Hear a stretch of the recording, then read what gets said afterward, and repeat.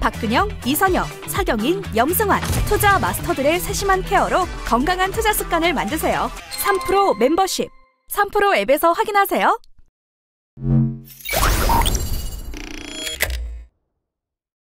네, 그러면 이번에는 우리에게 정말 많이 주는 영향을 많이 주는 중국 이야기 한번 좀 해보도록 하겠습니다. 하나증권의 김경환 연구위원님 어서 오십시오. 안녕하십니까. 네, 중국 한 2, 3년 힘드셨죠? 뭐 요새도 힘든데요. 죄송스럽고. 근데 계속 힘드시죠? 네, 최근에 뭐 조금 이제 바닥이다 보니까 네. 예, 조금 관심은 조금 늘어난 것 같습니다. 네. 지금 확실히 이제 바닥을 지나가는 것 같은 느낌을 갖는 분들이 좀 계신 것 같고, 아예 그냥 중국은 이제 여기까지가 끝인 것 같다. 그래서 이제 네. 서서히 잃어버린 한 2, 30년 보낼 것 같다는 생각하시는 분들도 계신데 뭐 그렇게는 설마 안 가겠죠? 근데 저희가 사실 뭐 직접 주식으로는 뭐 어차피 빠이빠이다라고 하시고 너무 고통스럽다 혹은 못 믿겠다 많으실 것 같고요. 근데 저희가 이제 아시지만 중국 시장을 저희가 이해하는 데 있어서 중국 관련주가 워낙 많잖아요. 네. 사실 뭐 저희가 직접 매매하지 않더라도 국내에도 중국 관련 주식도 많고 또 미국에도 아무리 미국 가서 보더라도 중국 이슈는 있으니까요. 중국 쪽 어떤 상황인지는 그렇습니다. 보실 필요가 있을 것 같습니다. 예. 네. 그 말씀이 진짜 중요하네요. 제가 직접 중국 주식 뭐 투자하진 않지만 지금은 네. 그래도 이제 우리나라 기업들 가운데 중국 관련 수출이라든지 혹은 뭐 중국과의 경쟁에 있는 이런 업체들 뭐 이런 것들을 알기 위해서도 중국을 우린 좀 알아야 되니까. 네네. 자, 일단 중국이 다시 좀 돈은 돌고 있습니까? 저희가 오늘 이제 말씀드릴 내용이 그냥 무리하지 않고 제가 차트 몇 가지만 좀 보여드리면서 출근길에 뭐 좀 도움되실 만한 차트를 좀 말씀드리고 싶은데 그러니까 결론은 작년 재작년에 중국이 이제 리오프닝 자체가 리스크가 됐죠. 뭐 호재가 된 게 아니라 우리 리스크가 됐었는데 올해하고 내년에 이제 중국 쪽의 경우에 좀 바뀌는 게 몇 가지가 있을 것 같다. 그래서 제가 여기 PD님 차트 왼쪽 걸 좀 확대해 주시면요. 최근에 좀 돈이 돌 조짐을 좀 보이고 있어서 차트를 갖고 좀 말씀드리겠습니다. 돈이 돈 건 아니고 돌 조짐이에요? 돈은 좀 많이 뿌렸는데 그 돈들이 사실은 금융권에 머물러 있는 상황이었어가지고 최근에 이제 돈은 뭐 물론 일부 돌고 있습니다만 그 증가율 자체가 이제 바닥에서 오를 조짐을 좀 보이고 있고요. 보여드린 이 차트가 뭐냐면 보시는 위에 진한 초록색 선은 중국의 총 유동성입니다. 그냥 뿌린 돈들입니다. 인민은행이 열심히 2년 동안 뿌렸다는 건데요. 사실 중국이 뭐 각종 대출이나 이런 걸 통해서 뭐 미국만큼 돈을 많이 뿌렸습니다. 근데 이제 미국은 직접 가계 소비를 촉진하는데 이제 좀 효율적이었고 재정을 잘 활용했는데 중국은 역시 뭐 인민은행 통해서 은행권에 돈을 많이 풀었다. 근데 밑에 보시는 이 가운데 초록색 선, 연한 초록색이랑 잘 안 보입니다만 회색 선 보시면 이게 뭐냐면 제가 분모는 뿌린 총 유동성이 분모고요. 분자는 중국의 이제 묶인 유동성을 저희가 추정한 겁니다. 가계의 정기예금, 기업의 정기예금, 정부의 공공예금을 제가 락업 유동성이라고 했습니다. 왜 이걸 좀 보여드리냐면 지난 2년 동안 중국이 돈은 풀었지만 이 돈들이 실물로 이어지지 못했습니다. 기업의 경우는 투자할 마음이 없었고 투자할 마음이 없다 보니까 2년 동안 현금 유보액이 최고였고요. 당연히 이거를 은행의 그 쥐꼬리만한 예금금리에 파킹을 시키면서 정기예금이나 적금이 더 늘어났고요. 중국 가계 역시도 뭐 금리만 낮춰놓으면 되는 게 아니죠. 사실 부동산이 저렇게 박살이 났는데 당연히 이제 소비 쪽에서 소비할 마음이 없었고 많은 돈들이 은행에 다시 묶였다는 거를 저희가 확인할 수 있습니다. 그래서 이 차트에 보시면 전체 유동성에서 소위 말해 잠긴 유동성, 은행으로 다시 되돌아온 유동성의 비율이 2022-23년에 급증하기 시작을 합니다. 저희는 작년 연초에 리오프닝 얘기 드리면서 이 초과예금이 이렇게 쌓인 걸 보고 속내는 모르고 사실은 이렇게 많이 쌓였으니 리오프닝만 하면 소비가 될 겁니다라고 설레발을 쳤고 저희 전망이 많이 빗나갔습니다. 최근에 이렇게 된 이유는 뭐 각종 원인이 있겠지만 일단 중국은 기업들을 너무 신뢰한 것 같아요. 사실 기업들 규제하고 어떻게 보면 좀 제가 좀 과하게 표현한 후드로 팬 거는 생각하지 않고 사실상 기업에게 돈만 주면 될 것처럼 생각을 했는데 사실 제조업 쪽의 대출이 폭증을 하면서 우리가 바라지 않았던 중국의 공급 과잉은 더 심해졌죠. 뭐 신재생, 배터리, 전기차, 또 테크 쪽 이런 쪽은 과잉 조짐을 이미 보였고 반면에 나머지 기업들은 땡겨 가더라도 실제로 뭐 돈 장사를 하거나 오히려 이 예금 금리가 낮은데도 이제 박아놨던 거죠. 결국에 전 사회적인 ROA, 즉 투자 수익률이 금리보다 더 빨리 빠지면서 네. 내가 그냥 박아놓는 게 낫겠다라는 것들이 컸다라고 보시면 되고요. 두 번째는 수출과 부동산 경기가 작년에 동반해서 20년 만에 동반해서 안 좋았기 때문에 네. 사실 작년에 돈들이 풀리지 않았다는 게 최근에 이제 동향이었습니다. 네, 여기까지 제가 이제 일단 말씀을 드리고 그래서 최근에 어떻게 바뀐 건데 지금 보여드리는 왼쪽 그림 확대해 주시면 될 것 같습니다. 아까 보여드린 그 분모는 총 유동성이고 분자는 가계 정기예금, 기업의 정기예금, 정부의 이제 자금들이 묶인 걸 보여드린 이 급등한 지표가 최근에 이제 주가 밸류에이션하고 제가 그려놨는데요. 네. 4개월 정도긴 한데 지난 11월부터 이 정기예금이 급감을 하면서 이제 파킹했던 자금들이 이제 우리로 치면 수시 입출금, 당좌예금이라고 하죠. 그러니까 소비나 투자 직전 단계에 예금으로 이동하는 모습이 포착이 됩니다. 물론 제가 이게 너무 의심스러워서 현재 은행에 혹시 이게 뭐 그냥 어떤 상품으로 이동하는 어떤 계정상의 변화 아니냐라고 이제 문의를 해보면 전반적으로 그냥 수시 입출금으로 많이 지금 변화하고 있다라고 얘기를 하고 있죠. 그래서 중국 그 매니저들이 이 데이터를 보는 이유는 이거죠. 소비와 투자를 하기 직전 단계의 징후를 보기 위해서 확인을 하는 거고요. 작년에 이만큼 잠긴 자금들이 이제 시중에 풀리기 시작을 할 것 같다라는 거고, 물론 소비 투자의 직전 단계라는 거지 네. 실질적으로 이게 이제 어떤 이제 계속 일어나는 거에 대해서는 네. 계속 확인을 해드려야 되겠습니다만 주식 시장이 움직이는 이유는 네. 최근에 뭐 중국이 워낙 많이 빠져서 오른 것도 있고 뭐 중국 정부가 ETF를 사고 이런 것도 있지만 네. 본질적으로는 최근에 그 돈들이 아무리 정책을 써도 효과가 없었는데 이게 좀 해빙의 어떤 모습을 보이고 있다는 게 핵심입니다. 그래서 오른쪽 상단의 그림 조금 포커싱을 해주시면 네, 오른쪽입니다. 네. PD님. 그 전반적으로 여기 보시면 이것도 뭐 어려운 지표 아닙니다. M1 통화량이 그러니까 중국 통화량이라는 데이터하고 통화량 중에서 M1이라고 M2 말고 M1이라고 있는데요. 이거는 기업 예금이 많이 들어가 있습니다. 이 데이터가 최근에 한 2년 만에 바닥 확인을 했고요. 네. 1분기에 이제 반등을 조금 했습니다. 물론 이제 바닥권이고 또 하나는 요 항생 지수랑 거의 같이 가는 게 요 초록색 선 데이터인데 네. 가계 대출 증가율에서 예금 증가율을 차감한 스프레드입니다. 이게 뭐냐면 대출은 늘어야 되고 예금은 줄어야 되잖아요. 근데 지금 중국은 2022년 제로 코로나, 2023년 실패한 리오프닝 2년 동안 사실상 가계가 대출을 오히려 갚아버리고 부동산을 팔고요. 반면에 예금은 더 철저히 늘어가면서 뭐 금 같은 상품이나 좀 사고 특별히 뭘 안 했다는 거죠. 근데 최근에 이 데이터 올라간다는 거는 대출은 급증하는 건 아닌데 예금이 이제 빠지기 시작을 하고 대출도 이제 조금씩 늘기 시작했다는 부분입니다.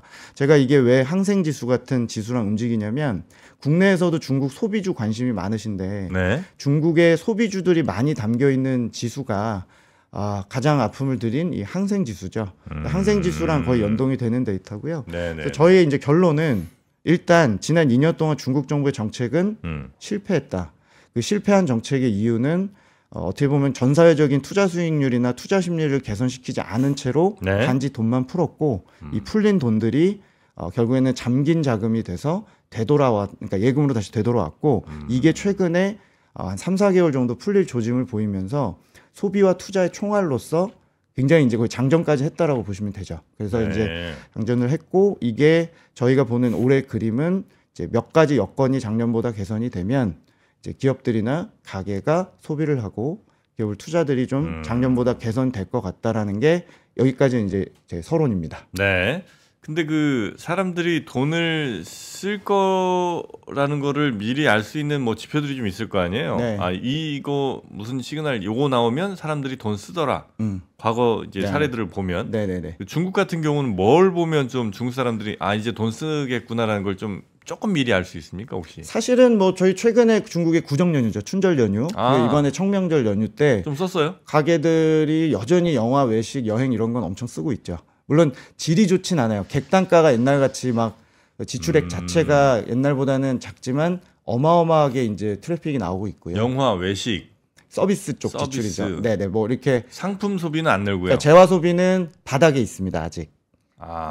그래서 이제 오늘 말씀드릴 포인트는 하반기에 네. 어떤 트리거가 보이면 계기가 보이면 중국에 이제 제일 부진했던 뭐 스마트폰이나 공산품, 화장품 같은 재화 소비들 이게 이제 성장률에 준하게 좀 올라갈 것 같다는 거고요. 말씀하신 대로 지금 그러니까 제가 말씀드린 영화나 외식 이런 것들은 네. 전체적으로 완전히 욕구가 회복됐습니다. 2019년으로 돌아갔죠. 네, 네. 근데 이제 우리는 쟤네들 뭐 영화 많이 보고 뭐 여행은 영향이 있지만 기본적으로 저쪽 내부에서 뭔가 하는 것들은 크게 영향이 없잖아요. 네. 우리 입장에서는 재화를 써줘야 되고 뭔가 내구재를 써줘야 되니까 이제 그런 거에 대한 부분까지도 올해 하반기에 좀 기대가 된다는 거고 소비를 체크하는 방법과 투자를 체크하는 방법은 많은데 네. 제가 여건 변화 3가지만 조금 말씀을 드리고 싶은데요. 그러니까 올해 풀린 그 잠긴 유동성이 계속 풀린다라는 걸 확인하려면 네. 즉 뭔가 이게 계속 소비 투자로 이어지는지 확인하려면 중국 정부의 역할도 필요하고 두 번째는 수출의 역할도 필요하고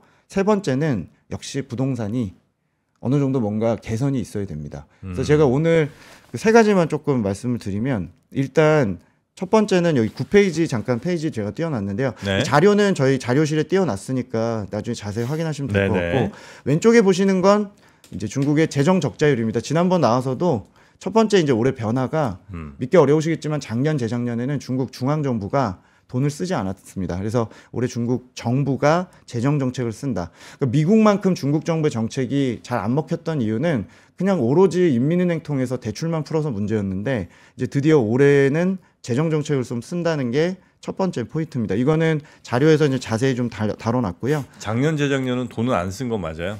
안 썼다기보다 네.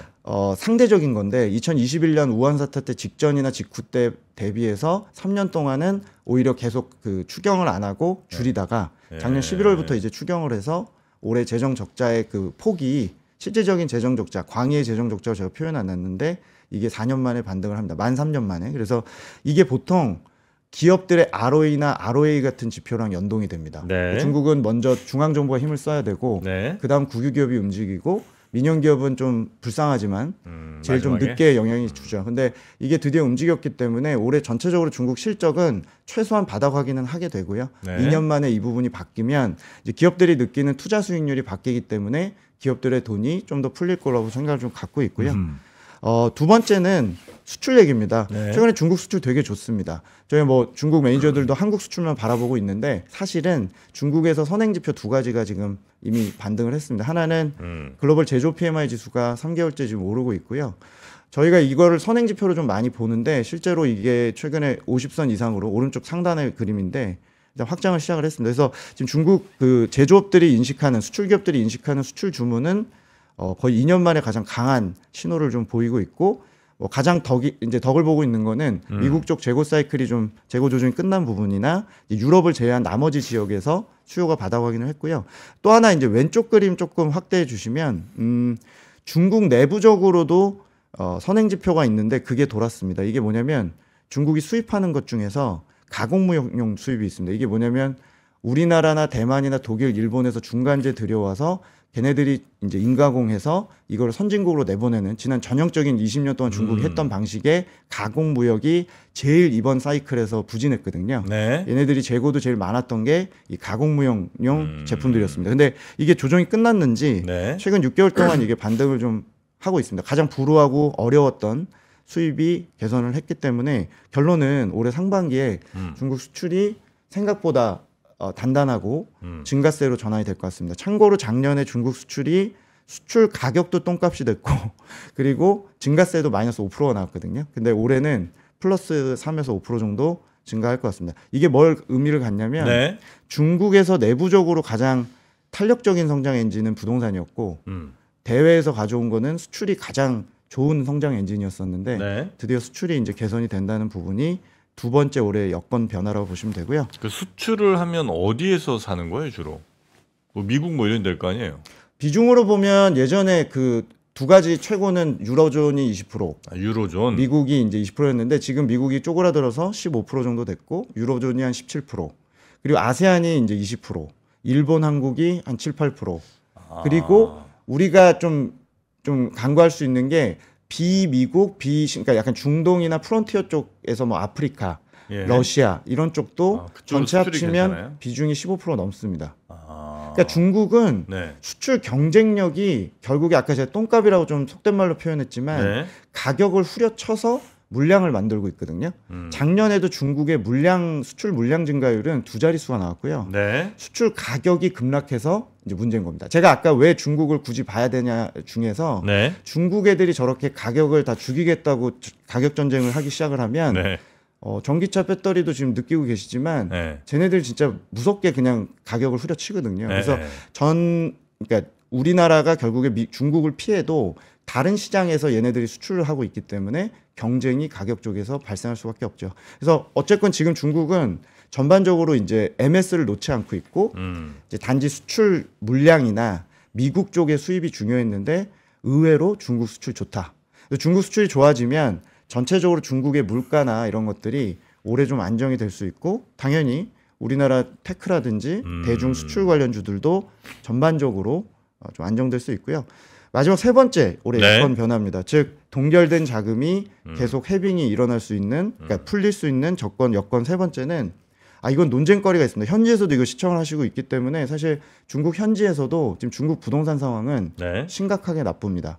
여전히 저희가 작년이나 재작년부터 설레발 쳤던 부분 대비 상당히 지금 부진한 상태인데 그래도 부동산이 뭐 당장 일본이 됐다고만 가정하지 말고 한 3년 나쁜 얘기 들은 것 같은데 어떤 변화의 조짐을 뭘로 체크하지라는 부분을 제가 오늘 좀 말씀드리고 싶고요. 저희 네. 결론은 중국의 부동산 선행 지표는 올해 건설이나 건축 혹은 원자재 쪽의 수요 관점에서 투자 수요로서는 올해도 바닥 확인이 좀 어려울 수도 있다고 생각합니다. 오늘 말씀드리고 싶은 포인트는 소비 관점에서 네. 중국의 인민들의 역자산 효과가 끝나는 의미의 이 부동산 가격에 대한 얘기를 좀 드리고 싶고요. 네. 제가 여기 13페이지 장표의 오른쪽 그림들인데 그냥 쉽게 말씀드릴게요. 지금 중국 부동산 시장은 신규 분양, 선분양, 청약, 신규 주택 판매 잘 안 되고 있습니다. 2자릿수 마이너스가 나오고 다 있고요. 안 좋아요? 네, 근데 전체 거래에서 원래 80-90% 정도 하던 선분양 신규 주택 쪽 시장이 오그라들고 이제 기존 주택이나 후분양 형태로 재고로 남아있는, 그러니까 중국이 재고가 많다 보니까 사실상 새 집인데 니네가 인테리어 들어가서 그냥 인테리어하고 살아라고 하는 재고들을 저희가 기존 주택이라고 하는데 네. 이 기존 주택들 매매는 작년 하반기부터 2자릿수로 증가세가 이제 회복이 되고 있습니다.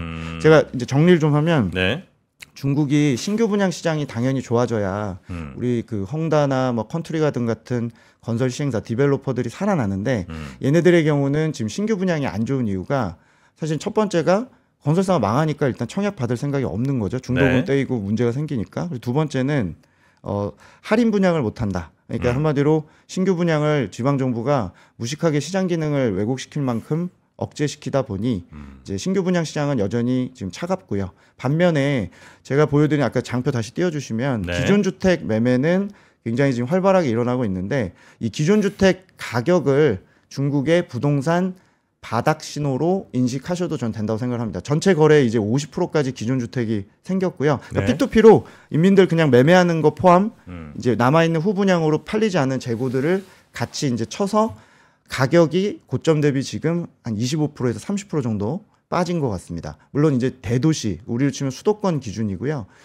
이게 바닥 확인하면 무슨 의미인데 건설도 안 좋아지고 여전히 망하고 있을 텐데 여전히 나올 겁니다. 뭐 여전히 노이즈 나올 거고 뭐 시행사들 망한다고 나올 건데 중요한 거는 가계가 지난 3년 동안 30개월, 32개월 동안 부동산 가격에 역대급 조정을 겪으면서 소비할 마음이 싹 사라졌죠. 그러니까 아까 제가 예금에다 넣어놓고 대출 안 일으킨다고 말씀드렸는데요. 네. 부동산 가격이 저희 예상은 이제 올해 2분기 정도면 바닥 정도 확인한다고 보고 있는데 이런 신호를 저희가 혹시라도 이제 콜을 드리면 네. 중국 소비가 경기는 어차피 바닥을 쳤고 이제 역자산 효과가 완화가 되면서 전체적으로 재화라든지 이런 관련 주들이 이제 주가 측면에서는 바닥 확인 신호를 좀 인식하셔도 전 된다라고 생각을 갖고 있습니다. 자, 일단 그 세 가지 변화, 국면 변화가 그러니까 나라가 지금 재정 정책을 이제 쓴다는 거. 네. 그다음에 수출이 회복되고 있다는 거. 네. 그다음에 이제 부동산 쪽에서의 변화가 좀 감지된다는 거잖아요. 그렇죠. 그리고 저는 사실 애널리스트니까 네. 주가처럼 이제 부동산도 약간의 밸류에이션을 해서 제 자료에 담아놨는데 네. 3년 동안의 조정 폭이 좀 컸기 때문에 이제 시장 기능을 안 하는 신규 주택보다는 네. 기존 주택을 말씀드리고 있고 기존 주택의 가격이 조정이 충분해 보입니다. 물론 이게 올라간다는 건 의미가 아니죠. 주가도 저희가 뭐 중국 증시 바닥입니다 외친 게 저희가 1, 2년이다 보니까 네. 올라가는 거란 별도의 얘기인데 중국 주택 가격이 제가 보는 선행 지표인 기존 주택이 2분기 정도면 지금 매물대나 전반적인 밸류에이션을 봤을 때는 바닥 확인 정도는 할 것 같다. 그럼 바닥 확인을 하게 되면 네. 가계가 지금 심리는 살아나고 있기 때문에 소비 관점에서 그러니까 중국 컨슈머 주식들 또 중국의 아웃바운드로 얘기하는 중국에 가 있는 의류나 화장품 국내에 이제 이미 반영을 좀 됐습니다만 네. 중국에 오셔서 이제 쓰는 돈들의 약간의 이제 퀄리티, 단가 이런 것들이 개선되는 징후로 상징으로 보셔도 된다는 거죠. 그러니까 망하는 애들 뉴스 계속 보시는 건 후행적인 부분이기 때문에 건설 쪽 얘기를 제가 드리는 게 아니고 소비 관점에서 세 번째 변화가 조금 요거는 제가 당장 일어난 일은 아니죠. 수출이나 재정 정책은 이미 시작을 했고 네. 하반기에 전반적으로 봤을 때 요 신호를 제가 다음에 나올 때도 체크를 꼭 해드릴 거라고 네. 보시면 아니 됩니다. 근데 그 네. 중국이 네. 안 좋은 게 기존에 쭉 가다가 중국이 뭔가 확 방향을 틀었거나 중국이 갑자기 뭐 지도 체제가 확 뭐 정책을 바꿨거나 이런 게 아니고 만약에 지난 한 3, 4년 미국이 중국 죽이기로 맘먹고 이것저것 다 막아버리고 뭐 이제 이런 이유로 만약에 중국이 어려워졌다면 중국이 뭘 해서 잘 될 걸 기대하는 게 아니고 미국이 뭔가를 바꿀까를 보는 게 훨씬 더 정확한 거잖아요.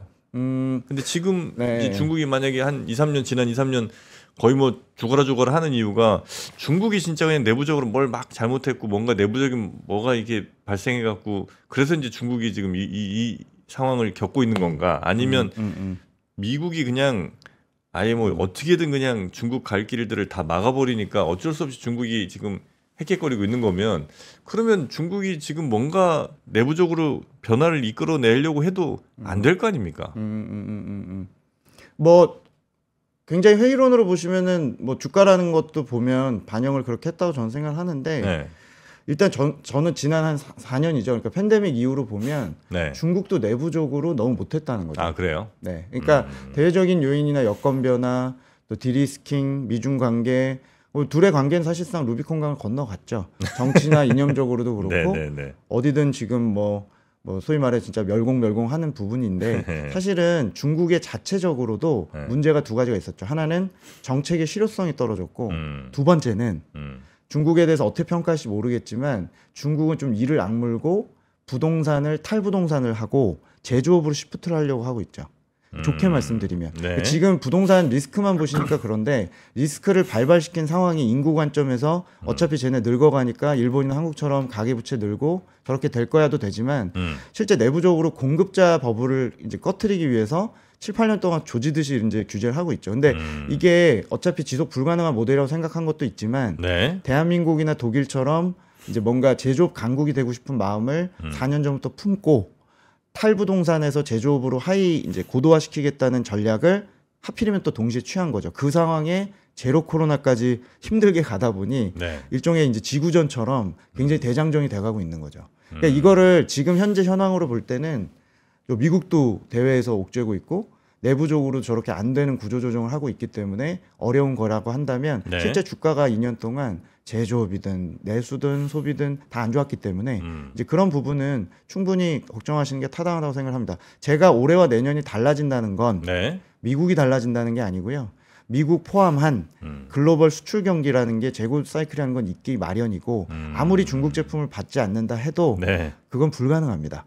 중국 제품을 수입을 하지 않는다라든지 그러니까 하이엔드 쪽이나 특정 이제 오복해파 때문에 다 망하겠다 싶은 태양광이나 배터리 전기차는 억제는 할 수 있지만 중국 애들의 생존력을 감안을 하면 사실 뭐 지금 헝가리, 멕시코 이런 데서 전진 배치해서 다 그냥 하고 있기 때문에 사실 완벽한 제거는 어렵죠. 그래서 올해 내년에 일단 저는 수출 사이클이 돌아왔다는 게 포인트고 두 번째는 중국이 내부적으로 너무 못했거든요.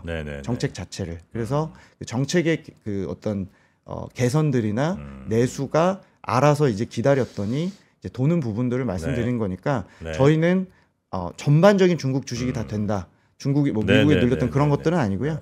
내부적으로 이제 공급 과잉이 해소되는 것들 또 오늘 제가 뭐 시간 관계상 자료는 좀 있지만 뭐 중국이 전력난이 발생을 하면 전력난에서 또 발생할 수 있는 또 최근에 뭐 구리라든지 이제 비철 금속 같은 특정 이제 이런 커머디티들 또 중국의 소비주들 그거에 대한 생각들을 좀 보시는 거니까 내수가 뭐 지금 미국이 어떻게 할 수 있는 부분은 아니잖아요. 제가 말씀드린 건 소비잖아요. 그래서 소비 문제도 내부적으로 얘네들이 좀 꼬인 부분이 있었기 때문에 그런 꼬인 것들이 실타래 중에서 네. 안 풀리는 건 이제 죽어도 안 풀리는 거 몇 가지가 있지만 내부적으로 이제 소비나 이런 쪽에 꼬인 것들 또 기업들이 두드려 맞았더니 이제 우리는 투자할 생각 아예 없어. 이거 아무리 돈을 풀어도 그냥 돈놀이 할래. 이렇게 했던 것들이 이제 조금 해빙 모드로 좀 가고 있기 때문에 제 설레발로 보시지 말고요. 그냥 구조적으로 얘네들 조금 이제 리오프닝 2년 만에 조금 풀리는 부분들이 좀 있구나. 이렇게 인지하시면 됩니다. 네, 소비 관련해서도 그럼 하나만 좀 여쭤보고 네. 싶은 게 소비가 이제 아까 서비스 소비가 있는 거고 또 네. 재화 소비가 있는 거잖아요.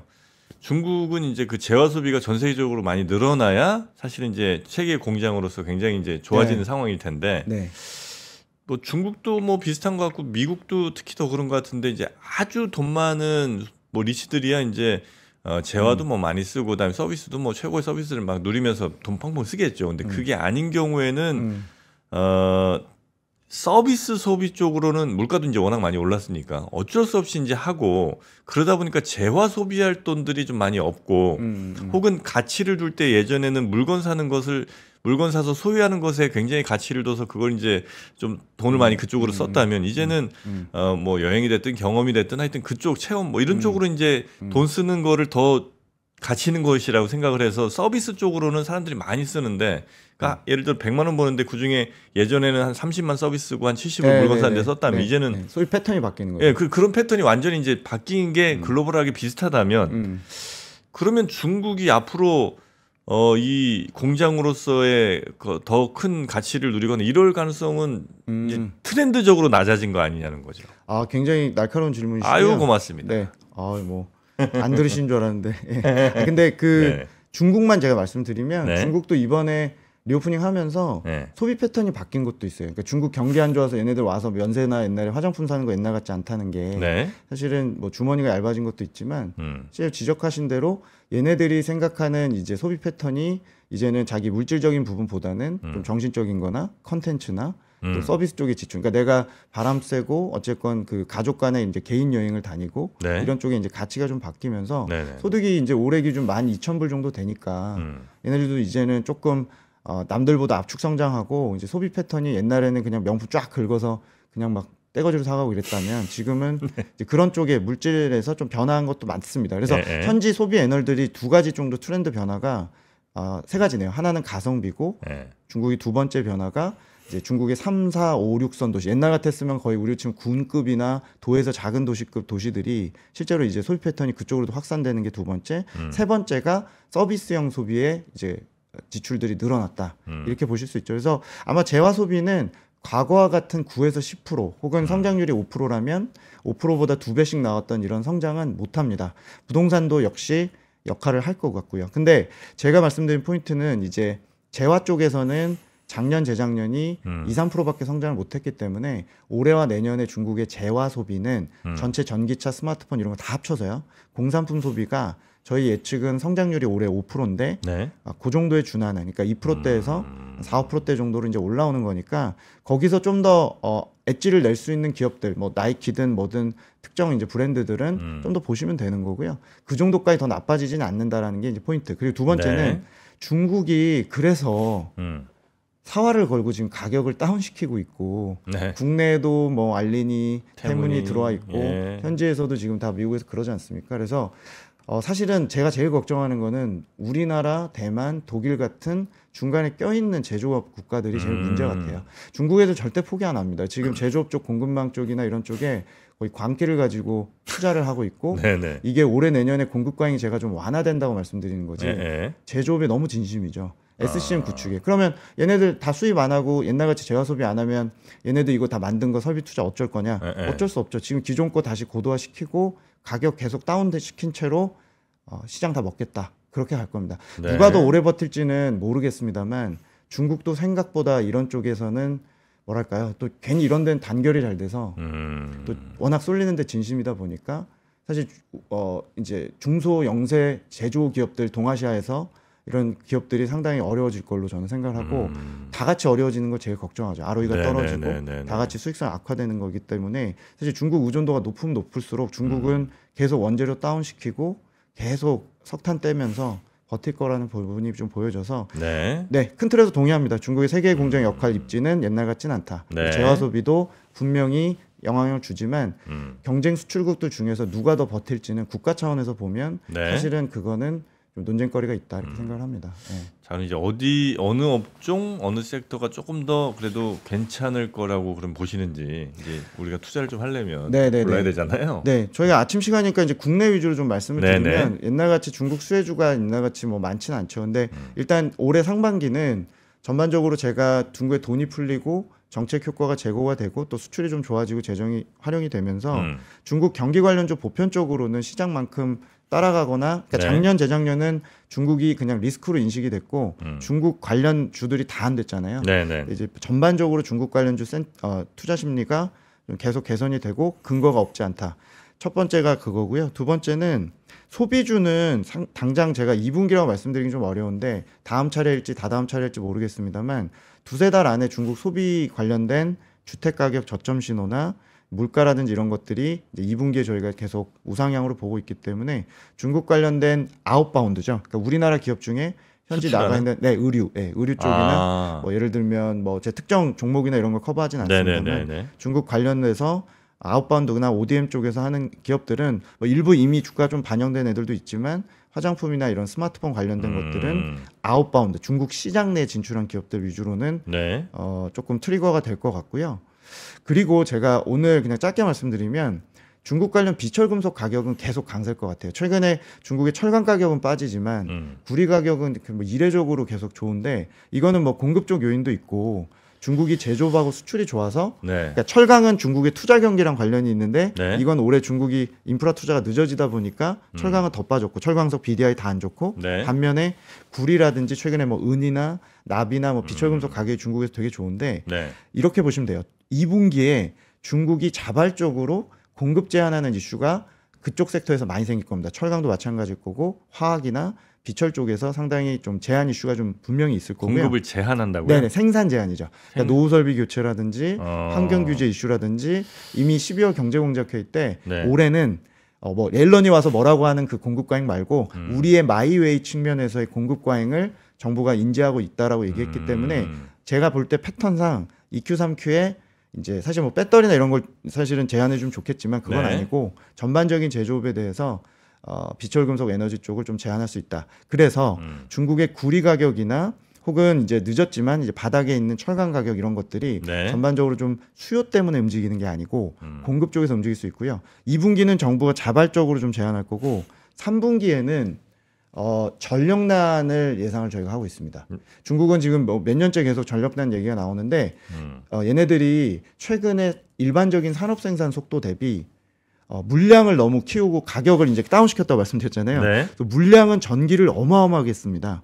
전기를 어마어마하게 쓰고 또 이제 잘 아시겠지만 이제 AI 랠리 하면서 저희가 이제 제일 얘기 나오는 게 데이터 센터나 충전소 얘기 많이 하잖아요. 중국도 최근 2년 동안 그 비중이 높아졌습니다. 그래서 전력 부족이 지역마다 고온 현상이나 수력 발전이나 이런 쪽이 의존도 높은 지역의 경우는 딸리는 이슈가 비자발적으로 이제 생산 제한 이슈가 생길 겁니다. 정리를 하면 2Q, 3Q, 2분기, 3분기에 중국 관련된 이제 간접적인 가격 영향을 보는 구리 관련이나 중국의 이런 비철금속 관련된 것들 또 철강은 좀 늦었지만 수요나 이제 공급 이슈가 타이트해지기 시작을 하면서 3분기까지 전력난 이슈도 조금 지켜보시면 될 것 같아요. 아쉽게도 전력난 때문에 미국에서 대만이나 이런 쪽에서 좋은 종목을 저희가 찾아드리긴 어렵고 다만 전력난 이슈 때문에 계속 공급이 차질이 빚어지면서 오를 수 있는 이런 소위 말해 원자재들, 비철금속 이런 쪽은 계속 올해 지켜보실 필요가 있을 것 같습니다. 올해 중국은 투자 수요 가지고 저희가 그 시클리컬이라고 얘기하는 이런 소재나 산업재 베팅하는 게 아니고요. 공급이 주는 게 병행이 되고 수요가 더 안 나빠지는 상황이기 때문에 저희가 이제 베팅을 하는 거죠. 실제로 중국에서 지금 이런 전력이나 에너지 관련주들이 좋기 때문에 좀 참고하실 필요가 있을 것 같고 오늘 제가 자료 발간할 것 같습니다. 네, 알겠습니다. 관심 있게 지켜보도록 하겠고요. 구리 같은 경우는 그 전 세계 가장 많은 그 광산을 갖고 있는 칠레라든지 뭐 이런 나라들이 지금 상당히 좀 어려움을 겪고 있습니다. 네. 특히 그 바하마 같은 경우도 지금 이제 물 부족이 심하거든요. 예, 근데 그 광산 같은 데가 워낙 또 물을 많이 씁니다. 그렇죠. 광산 하나가 지금 50만 명이 1년 쓸 물을 이제 쓰고 있기 때문에 지금 이제 선거가 5월에 있어요. 바하마 같은 경우 대선이 있습니다. 그래서 그 대선을 두고 그런 국민적인 어떤 저항 같은 굉장히 심한 상황입니다. 불만이 아주 많아요. 그래서 광산을 지금 돌리지를 못하고 있습니다. 뭐 금융, 과학 뭐 전 분야를 다. 저도 좀 힘듭니다 이제. 이 많은 데이터들을 어떻게 이 작은 머리에서 작지 않다고요? 네, 어떻게 이 큰 머리에서 다 소화를 하고 있는지 참 신기할 따름입니다. 대단하십니다. 네. 자, 그러면 중국 관련돼서는 오늘 이제 아마 그 보고서가 발간되실 것 같으니까요. 전력난 이슈로 좀 발간하니까요. 뭐 저희 텔레그램 채널이나 이런 데서 확인하시면 될 것 같습니다. 뭘 찾으면 됩니까? 저희 그 하나차이나로 저희 검색하시면 영문으로 하나차이나로 많이 제가 많이 날리고 있죠. 네. 알겠습니다. 혹시 뭐 필요하신 분들은 텔레그램으로 이렇게 가입하시면 되겠네요. 자, 오늘 하나증권의 김경환 연구위원님과 함께 중국 관련된 이슈들 여러 가지 짚어봤습니다. 대단히 고맙습니다. 감사합니다. 네. 자, 그러면 오늘 4월 12일 금요일 오늘 아침 라이브는 이 정도에서 마무리하도록 하고 여러분 채팅 좀 조심해 주시고요. 채팅 우리끼리 서로 지켜야 될 비밀이 또 있는 거 아니겠습니까? 네. 이어지는 오프닝 벨 라이브 또 많은 시청 부탁드리겠고 저는 월요일 아침에 다시 찾아뵙도록 하겠습니다. 함께해 주신 여러분 고맙습니다. 장 시작 전부터 종료까지 쏟아지는 수많은 뉴스와 정보들. 이 중에서 어떤 것이 투자에 정말 도움이 되는 정보일까요? 3프로의 증시 셔터맨 박근영 마스터가 직접 정보를 선별하고 투자의 힌트를 드립니다. 시간도 아끼고 투자 아이디어도 얻는 시간, 박근영 부장의 마켓 힌트와 함께 하세요. 자세한 사항은 3프로 TV 앱과 홈페이지를 확인하세요.